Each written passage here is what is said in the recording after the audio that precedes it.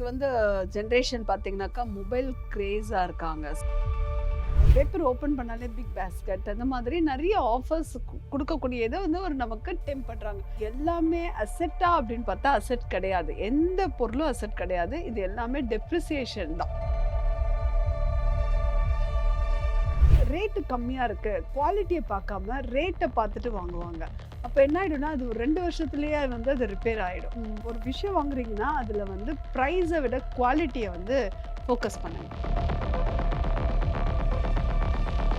Middle class peoples என்ன பண்ணுவாங்க அப்படின்னா அவங்க மைண்ட் செட்டு ஒரு குவாலிட்டி இல்லாமல் எதையோ ஒன்று சில பேர் வாங்கிட்டு அது உடஞ்சிருச்சுன்னா திரும்ப ஒன்று குவாலிட்டியாக வாங்கிட்டா ரிப்பேர் பண்ணிக்க முடியும். அதுக்கப்புறம் நீங்கள் திரும்ப அதை புதுசாக வாங்க வேண்டாம்ல. இதையும் தேவையாக வச்சுக்கோங்க. சர்வீஸ் பண்ண முடிஞ்சா பண்ணுங்க, இல்லையா புதுசாக வாங்கிடுங்க, இதை தூக்கி போட்டுருங்க. ஜென்ரலாக ஒரு 5000 நீங்கள் மந்த்லி எடுத்து வச்சாலோ இல்லை 2000 எடுத்து வச்சாலோ அது பார்த்தீங்கன்னா அடுத்த ஒரு 15 வருஷத்தில் ஒரு 6 லட்சத்துலேருந்து 8 லட்சம் இருக்கும். செகண்ட், எந்த ஒரு பொருளுக்கும் ஏஎம்சி பண்ணிடும். ஏஎம்சினாக்கா ஒரு வருஷத்துக்கு அதுக்கு நீங்கள் ஒரு சார்ஜ் பே பண்ணிட்டா அந்த சர்வீஸ் எல்லாமே அவங்க பார்த்துப்பாங்க. இப்போ ஒரு பொருளை வாங்கிட்டோம்னா மெயின்டெனன்ஸ்ன்றது ரொம்ப இம்பார்ட்டண்ட்டு. அந்த மெயின்டெனன்ஸை இந்த மாதிரி பண்ணிட்டீங்க அப்படின்னா அடுத்து உங்களுடைய மணி வேறு வெல்த் கிரியேஷனுக்கு. யூஷுவலாக ஒரு பொருளை வாங்குறோம் அப்படின்னா அது லாங் டேர்ம் யூஸ் பண்ணுறதுக்கான அதுக்கான விஷயங்கள் அந்த பொருளில் இருக்கும். ஆனால் அந்த பொருளெல்லாம் டக்கு டக்குன்னு வருஷத்துக்கு ஒரு தடவை நான் மாற்றிட்டே இருப்பேன். எக்ஸாம்பிள் ஃபோனாக இருக்கலாம், இல்லை வீட்டில் ஒரு மிக்ஸி இல்லை புது மாடல் வந்துருச்சு அப்படின்னு மாற்றுவோம். ஒரு ஏசியாக இருக்கட்டும், சின்ன ப்ராப்ளம் வந்தாலும் டக்குன்னு மாற்றிக்கிறேன், புதுசு வாங்கிக்கிறேன் அப்படின்னு சொல்லுவோம். சில பொருட்களெல்லாம் உண்மையாகவே இதெல்லாம் ரொம்ப லாங் டேர்ம் யூஸ் பண்ணலாம். அதுக்கான விஷயங்களை ஃபாலோ பண்ணணும் அப்படின்னா அது பட்ஜெட் வைஸ் எந்த அளவுக்கு நம்மளுக்கு ஒரு ப்ராஃபிட்டான ஒரு விஷயமா இருக்கும் மேம்? நீங்க சொன்ன மாதிரி ஒரு வீட்டில், ஏன்னா இன்னைக்கு ஜென்ரேஷன் பார்த்தீங்கன்னாக்கா மொபைல் கிரேஸாக இருக்காங்க. So first thing. செகண்ட் ஒரு வீட்டில் இருக்க இல்லத்தரசிகளே இருக்கட்டும், ஒரு நியூ ஆஃபர்ஸ் இன்னைக்கு எல்லாரும் டெம்ப் பண்ணக்கூடிய ஒரு விஷயம். அது நம்மளை யாரும் குறை சொல்ல, மக்களை விட பேப்பர்ஸ், டிவி, நீங்கள் எதை பார்த்தாலும் டிஸ்கவுண்ட் ஆஃபர்ஸ். ஒரு பேப்பர் எடுத்தாலே இத்தனை, ஒரு ரியல் எஸ்டேட்டு இவ்வளோ அப்பார்ட்மெண்ட்ஸ், பேப்பர் ஓப்பன் பண்ணாலே பிக் பேஸ்கெட் அந்த மாதிரி நிறைய ஆஃபர்ஸ் கொடுக்கக்கூடியதை ஒரு நமக்கு டெம்ப் பண்ணுறாங்க. மொபைல் எடுத்தாலும் நிறைய அட்வர்டைஸ்மெண்ட், டிவி ஆன் பண்ணாலும் நிறைய அட்வர்டைஸ்மெண்ட்ஸ். இது எல்லாமே நமக்கு என்ன ஆயிடுது அப்படின்னாக்கா, ஓகே நம்ம கிட்ட தான் ரொம்ப வருஷம் ஆயிடுச்சு, வேற எதனா மாற்றலாம் அப்படின்ற தாட் ப்ராசஸ் நமக்கு வர வச்சிடுறாங்க. ஓகே, இதை நம்ம கண்டிப்பாக கண்ட்ரோல் பண்ணி ஆகணும். செகண்ட் இது எல்லாமே அசெட்டா அப்படின்னு பார்த்தா அசெட் கிடையாது. எந்த பொருளும் அசெட் கிடையாது. இது எல்லாமே டெப்ரிசியேஷன் தான்.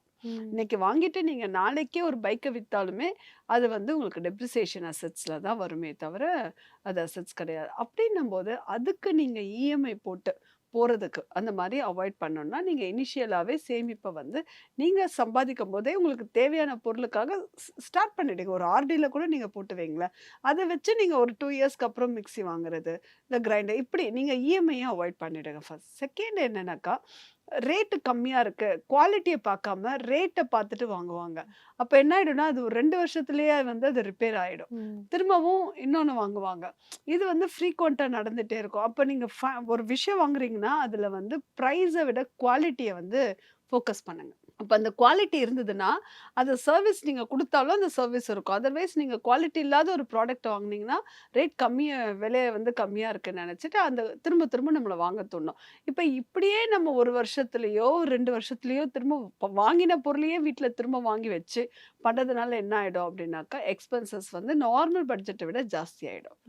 செகண்ட் வீட்டில் என்ன, நீங்கள் சில வீட்டிலலாம் நம்ம பார்க்கும்போது தெரியும், ஒரு பொருளை என்ன வச்சிருப்பாங்க, அது யூஸ்ல ஒரு அட்ராக்ஷன் வாங்கிடுவாங்க. இப்போ எத்தனை வீட்டில் நீங்களும் பார்த்துருப்பீங்க, மைக்ரோ ஓவன் இருக்கும். ஆனால் அதில் எத்தனையோ விஷயங்கள் செய்யலான்னு அதில் கேட்லாக்ல இருக்கும். அதுக்கான கண்டென்ட்ஸ் நிறைய கண்டெய்னர்ஸ் கொடுத்துருப்பாங்க.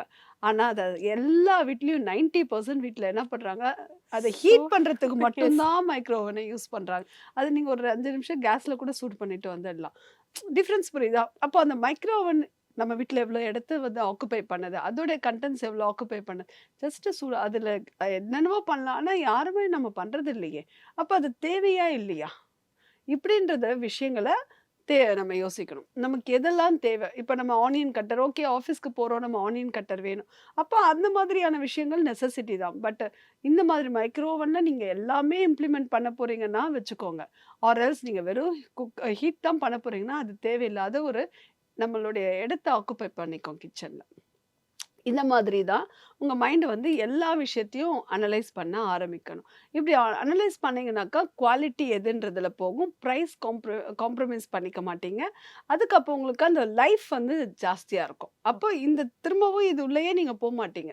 இது மிடில் கிளாஸ் பீப்பிள்ஸ் என்ன பண்ணுவாங்க அப்படின்னா, அவங்க மைண்ட் செட் ஒரு குவாலிட்டி இல்லாம எதையோ ஒண்ணு சில பேர் வாங்கிட்டு, அது உடைஞ்சிருச்சுன்னா திரும்ப ஒண்ணு குவாலிட்டியா வாங்கிட்டா ரிப்பேர் பண்ணிக்க முடியும். ம். சர்வீஸ் குடுத்தீங்கன்னா, பெர்ஃபெக்ட்டா குடுத்துருவோம். அந்த ஒரிஜினல் பார்ட்ஸே வந்துரும். ஏன்னா, அது குவாலிட்டியான பொருள். அதுக்கப்புறம் வந்து நீங்க திரும்பவும் அத புதுசா வாங்க வேண்டாம்ல. இதே ஓகே. நீங்க ஒரு அன்பிராண்டடா வாங்கிட்டீங்கன்னா, அதுக்கு நீங்க சர்வீஸ் பண்ணவும் முடியாது. திரும்ப வேற வாங்குவீங்க. இந்த டிஃபரன்ஸ் வந்து நல்லா நீங்க பார்க்கலாம். கரெக்ட்டா? ஓகே. இந்த சேஞ்சஸ் நம்ம பண்ணிட்டு மேக்ஸிமம் சர்வீஸ் பண்ண முடிஞ்சா ரெக்கவரி பண்ணிடுங்க மேக்ஸிமம். இல்ல அது பண்ணவே முடியாதுன்னா, தயவு செய்து தூக்கி போட்டுட்டு இன்னொன்னு வாங்கணும்னா வாங்கும்போதே குவாலிட்டியா குவாலிட்டியா வாங்கிடணும். வாங்கிக்கோங்க. ம். ஆனா சில வீட்ல 2 பொருளுமே இருக்கும். இதையும் போட மனசு வராது. அதையும் வச்சிருப்பாங்க. ஆமா. அப்ப அகைன் அந்த வீட்ல பார்த்தீங்கன்னா, நெறைய பொருள் இருக்க மாரி இருக்கும். இது நான் நெறைய வீட்ல நம்ம பார்க்கக்கூடிய விஷயம். கண்டிப்பா. கரெக்ட்டா? இதையும் தேவையா வச்சுக்கோங்க. சர்வீஸ் பண்ண முடிஞ்சா பண்ணுங்க. இல்லையா புதுசா வாங்கிடுங்க. இத தூக்கி போட்டுருங்க. ஓகே. ஸோ இந்த ஆட்டிட்யூட் இருந்தாலே அட்லீஸ்ட் வீடும் சுத்தமா கிளீனாவும் இருக்கும். கரெக்ட்டா? கண்டிப்பா. அதேபோல உங்களுடைய அந்த குவாலிட்டி ஆஃப் லைஃப் ஸ்டைலும் மாறும். ஏன்னா நீங்க குவாலிட்டியான விஷயத்த மட்டும் தான் வாங்குறீங்க. ஒரு அன்பிராண்டட் வாங்குறதுக்கும் இதுக்கும் 2000ன்னா நீங்க பிராண்ட வந்து 2000 குடுத்து வாங்கிடுங்க. இந்த மைண்ட் செட் நமக்கு வேணும் ஃபர்ஸ்ட் ஆஃப் ஆல். அதுக்கப்புறம் பண்ணக்கூடிய செலவுகள் கம்மியாயிடும். ஸோ வாங்கும்போதே ஒரு நல்ல அமௌண்ட்டா குடுத்து வாங்கிட்டோம்னா, அதுக்கப்புறம் வரக்கூடிய செலவுகள் கரெக்ட். கம்மியாயிடும். எக்ஸாக்ட்லி. கரெக்ட். ஓகே. இதுதான் ஃபர்ஸ்ட் பேசிக். அதுக்கப்புறம் அந்த எக்ஸ்பென்சஸ் வருது இல்லையா? அது எக்ஸ்ட்ரா உங்ககிட்ட மந்த்லி சேவ் ஆகுதுல்ல, இந்த சேவிங்ஸ வந்து நீங்க கண்டிப்பா வந்து சேமிப்பு பண்ணிட்டு, அத இன்வெஸ்ட்மென்ட் அத வந்து நீங்க ஸ்டார்ட் பண்ணுங்க. நீங்க ஜெனரலா ஒரு 5000 நீங்க மந்த்லி எடுத்து வச்சாலோ, இல்ல 2000 எடுத்து வச்சாலோ, அது பார்த்தீங்கன்னா, அடுத்த ஒரு 15 வருஷத்துல ஒரு 6,00,000லேருந்து 8,00,000 இருக்கும். ஒரு 20 வருஷத்துல பார்த்தீங்கன்னா, அது ஒரு 20,00,000க்கு இருக்கும். நீங்க ஒரு 5000 எடுத்து வச்சிருந்தாலே. அப்ப எவ்ளோ ஒரு விஷயத்த அன்னைக்கு உங்களுடைய சன்னோ, டாட்டரோ ஒரு காலேஜ் போம்போது, அதுவே உங்களுக்கு பெரிய எஜுகேஷனுக்கு வந்து கார்பஸ் கிரியேட் பண்ணும். ஓகே. இத எத்தன பேர் பண்றோம்? இப்ப நீங்க ஒரு கொஸ்டின் என்ன கேட்டீங்கல்ல, அந்த மாரி தான். அதாவது நானு சேவ் பண்ணி வச்சிருக்கேன். ஒரு விஷயத்த பட்ஜெட்டிங் பண்ணிட்டேன். சேவ் பண்ணி இந்த பணத்த நான் எங்க பண்ணணும்? இதுதான் நெறைய பேருக்கு ம். நான் என்ன பண்ணணும்னு தெரியாம திரும்ப வேற ஏதாவது செலவு வரும்போது நான் டக்குன்னு அத எடுத்துக்கிறேன் ம். அப்படின்னு சொல்றேன். இதுதான் எல்லாருக்கும். அப்ப இத என்ன தெரிஞ்சுக்கணும்னா, இன்னும் அந்த அவேர்னஸ் நீங்க இத த்ரூ த மியூச்சுவல் ஃபண்ட்ஸ் மூலியமா மந்த் ஆன் மந்தோ லம்சமோ நீங்க இன்வெஸ்ட்மென்ட் பண்ணிக்கிட்டே இருந்தீங்கன்னா, ஆட்டோமைசேஷன் பண்ணிடுங்க.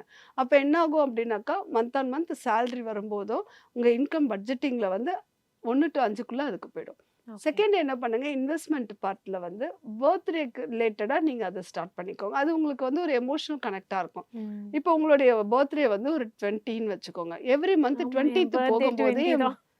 அப்படியா? ஆமா. செம. ஸோ அப்ப அந்த 20த் வந்து உங்களுடைய எஸ்ஐபி டேட்டா வச்சுட்டீங்க வச்சுக்கோங்களேன். அது எதுக்காக லிங்க் ஆயிருக்குன்ற கனெக்ஷன் இருக்கும்போது, நீங்க ஓ! இந்த டேட்ல நான் இதுக்காக பண்ணியிருக்கேன். அப்படின்னு அந்த டேட்ல நீங்க ஃபிக்ஸ் பண்ணிட்டீங்கன்னா, எமோஷனல் கனெக்ட் ஆவீங்க. அனாவசியமா அந்த மணி வந்து தேவையில்லாம வேஸ்ட்டா செலவு பண்ண மாட்டீங்க. இதுவும் நமக்கு எமோஷனலா கனெக்ட் ஆகும். கரெக்ட்டா? அந்த டேட்ட நீங்க ஃபிக்ஸ் பண்றதுலயும் ஒரு சென்டிமெண்ட்ஸ ஃபிக்ஸ் பண்ணிக்கோங்க. இப்ப எக்ஸாம்பிள் வாஷிங் மிஷின் இருக்கு. ஒரு குவாலிட்டி ப்ராடக்ட் வாங்கி வச்சிருக்கீங்கன்னா, நான் எப்பவுமே சொல்லக்கூடிய விஷயம். அதுக்குன்னு சில லிக்விட் இருக்கும். நீங்க ம். ஒரு ஐஎஃப்பி வாங்கியிருக்கீங்கன்னா, அதுக்குன்னு ஒரு சில லிக்விட் இருக்கும். அதுக்குன்னு கிளீன் பண்றதுக்குன்னு சில இது இருக்கும். அந்த மாதிரி தரமான பொருள நீங்க வாங்கி வச்சுட்டீங்கன்னா, அது ரொம்ப வருஷத்துக்கு வரும். ஐஎஃப்பி எக்ஸாம்பிள் நீங்க ஒரு 30,000க்கு 40,000 வாங்கியிருப்பீங்கன்னு வச்சுக்கோங்க. நீங்க வேற ஏதாவது லோக்கல் பிராண்ட் போட்டீங்கன்னா, மிஷினோட லைஃப்ஸ் போயிடும். ம். செகண்ட் வந்து என்ன பார்த்தீங்கன்னாக்கா, அத கிளீன் பண்றதுக்குன்னு ஒரு பவுடர் இருக்கும். அது இட் காஸ்ட் ஒரு ₹1000 அதே வாங்கி வச்சீங்கன்னா, 1 மாசத்துக்கு நீங்க ஒரு பாக்கெட் போட்டாலே 12 மந்த்ஸ் வரும். இப்ப இதெல்லாம் என்ன பண்ணும்னா, உங்களுடைய அந்த மிஷினோடைய கிளீனிங், அதோடைய வாட்டருடைய அந்த சால்ட் இது எல்லாத்தையும் கண்ட்ரோல் பண்ணி மிஷினுடைய கன்டென்ட் எப்பவுமே இருக்கும். அதேபோல லைஃப் டைம் வந்து இன்கிரீஸ் பண்ணிடும். லைஃப் டைமே இன்கிரீஸ் பண்ணும். செகண்ட் எந்த ஒரு பொருளுக்கும் ஏஎம்சி பண்ணிடுங்க. அப்டின்னா?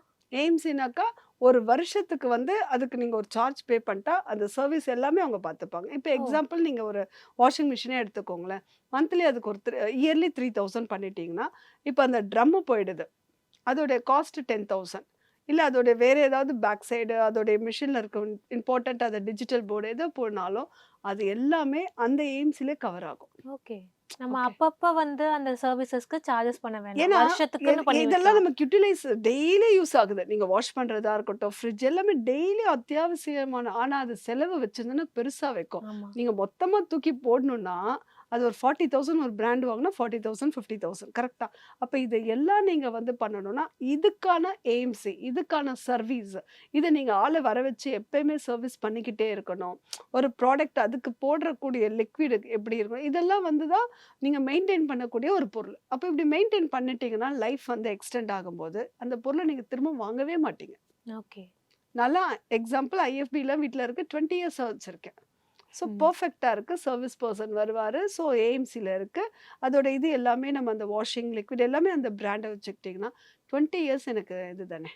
ஓகே. இந்த மாரி தான் நம்ம எல்லா பொருளையும் நம்ம வந்து மானிட்டர் பண்ணணும். So okay ma'am. பண்ணிட்டோம்னு வச்சுக்கோங்களேன், அடுத்த உங்களுடைய மணி வந்து வேற இதுக்கு யூஸ் பண்ணுமே தவிர, வீட்ல இருந்த பொருளுக்கே நீங்க யூஸ் பண்றது, அது உங்களுடைய மணி வந்து லாஸ் ஆகும். அப்பப்ப வந்து ஒரே பொருளுக்கு செலவு பண்ணாம, வருஷத்துக்குன்னு ஒரு இன்வெஸ்ட்மென்ட் பண்ணிட்டோம்னா, நடுவுல நம்மளுக்கு அந்த எந்த ஒரு பட்ஜெட் கன்ஸ்ட்ரெயின்மே கரெக்ட், வந்து கரெக்ட். வராம ஸோ இருக்கும். ஒரு பொருள வாங்கிட்டோம்னா, மெயின்டெனன்ஸ்ன்றது ரொம்ப இம்பார்ட்டன்ட். ஓகே. அந்த மெயின்டெனன்ஸ இந்த மாதிரி பண்ணிட்டீங்க அப்டின்னா, அடுத்து உங்களுடைய மணி வந்து வேற வெல்த் கிரியேஷனுக்கு போகுமே தவிர, ஒரே விஷயத்துக்காக வீட்ல இருக்க ப்ராடக்ட்டுக்கே நீங்க யூஸ் யுட்டிலைஸ் பண்ணணும். பண்ணிட்டு இருக்க வேணாம்.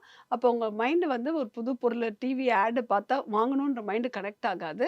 ஸோ இதெல்லாம் உங்கள ஸ்ட்ரீம்லைன் பண்ணிடும் லைஃப்ல. ஸோ அகைன் உங்களுடைய ஃபினான்ஷியல் மேனேஜ்மெண்ட்ட நீங்க நல்லா பாதுகாக்கலாம். கண்டிப்பா பார்க்குறவங்களுக்கு இது வந்து நல்லா புரிஞ்சிருக்கும் அப்படின்னு நினைக்கிறேன் மேம். ரொம்ப அழகா வந்து அது இதுதான், இதுதான் அப்படின்றத அழகா எக்ஸ்பிளைன் பண்ணீங்க. Thank you ma'am. Thank you. Thank you. Thank you so much.